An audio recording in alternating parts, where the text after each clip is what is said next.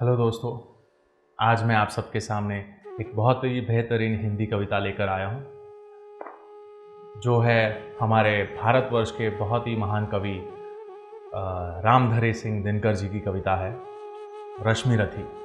रश्मि रथी उनकी किताब है, उसके तीसरे सर्ग में एक बहुत ही खूबसूरत एक अद्भुत प्रसंग है, जिसमें भगवान श्री कृष्ण दुर्योधन की सभा में आते हैं दूत बनकर और पांडवों का संदेश लेकर आते हैं और कहते हैं कि भाई तुम हमें हमारा आधा हिस्सा दे दो।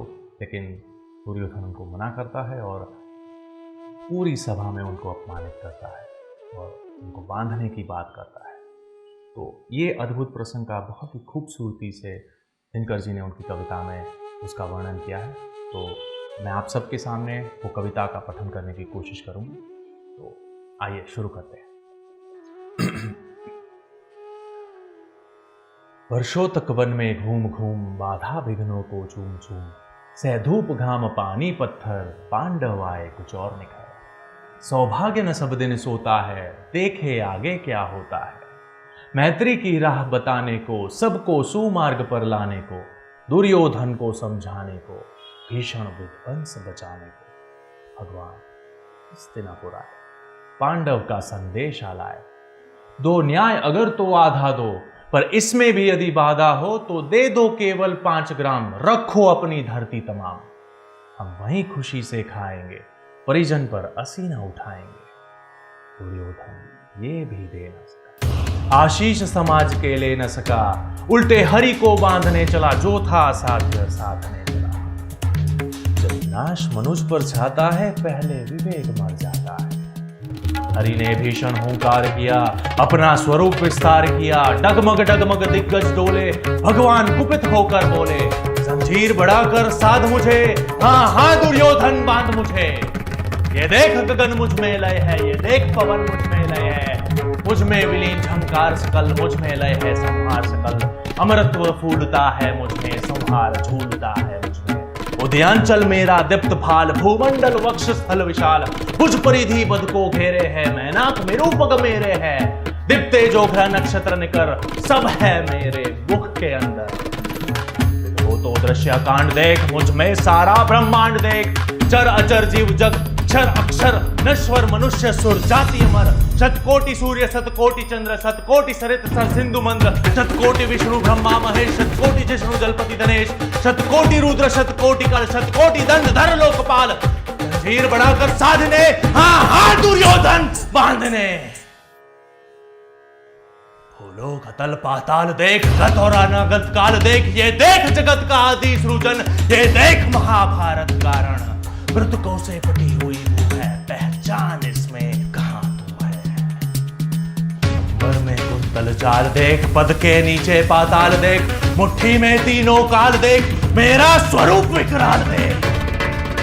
सब जन्म मुझी से पाते हैं, मुझी में आते हैं। जिह्वा से करती ज्वाल सघन, सांसों में पाता जन्म पवन। पड़ जाती मेरी दृष्टि जिधर, हंसने लगती है सृष्टि उधर। छवि मूंदता हूं लोचन, छा जाता चारों ओर मरण। बांधने मुझे तू आया है, जंजीर बड़ी क्या लाया है। यदि बांधना चाहे मन तो पहले बांध अनंत गगन। सोने को साध न सकता है, वो मुझे बांध सकता है। हित वचन तूने न माना, मैत्री का मूल्य न पहचाना, तो ले मैं भी अब जाता हूं, अंतिम संकल्प सुनाता हूं। याचना नहीं, अब रण होगा, जीवन जय या कि मरण होगा।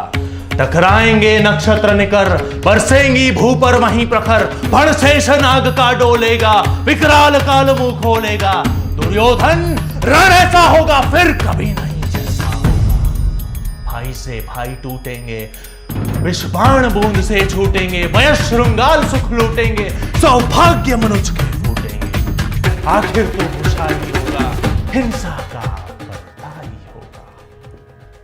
थी सभासन, सब लोग डरे, चुप थे या थे बेहोश पड़े।